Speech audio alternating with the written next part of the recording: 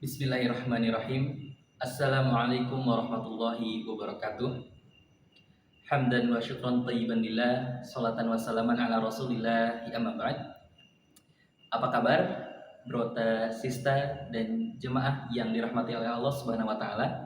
Semoga selalu dalam lindungannya dan hati kita selalu terpaut kepada masjid dan hati kita selalu rindu terhadap ayat-ayat suci Al-Qur'an. Amin amin ya rabbal alamin. Para jamaah yang dirahmati oleh Allah Subhanahu wa taala. Bulan Ramadan merupakan bulan yang sangat mulia. Dinamakan sebagai bulan yang sangat mulia dikarenakan di dalamnya terdapat suatu peristiwa yang sangat bersejarah yang menjadi bulan tersebut mulia, yakni sering kita kenal dengan sebutan Nuzulul Quran. Pada hari ini memasuki hari ke-17 bulan Ramadan, kita bersama-sama memperingati malam Nuzulul Quran. Nuzulul Quran sendiri merupakan peristiwa bersejarah yang dimana pertama kali wahyu diturunkan kepada Nabi Muhammad SAW di Gua Hiro yang bertempat di Jabal Nur. Dan melalui peristiwa penting ini menjadi tanda awal kenabian Rasulullah SAW.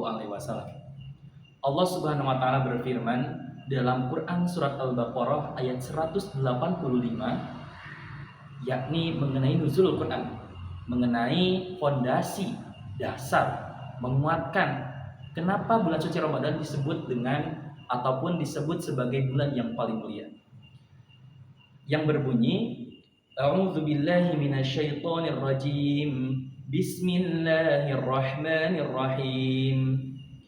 شهر رمضان الذي أنزل فيه القرآن هدى للناس وبينات من الهدى والفرقان. Al-ayat. Bulan suci Ramadan adalah bulan yang diturunkannya Al-Quran sebagai petunjuk bagi umat manusia, dan penjelasan-penjelasan mengenai petunjuk itu serta pembeda antara yang hak dan juga yang batil. Jamaah yang dirahmati oleh Allah Subhanahu wa taala. Melalui ayat ini kita bisa belajar bahwasanya terdapat 3 poin besar mengenai isi kandungan Al-Qur'an. Yang pertama adalah hudan atau petunjuk. Al-Qur'an sebagai manual kehidupan ataupun pedoman bagi umat manusia. Sebagaimana alat elektronik ataupun barang-barang elektronik mempunyai buku panduannya masing-masing.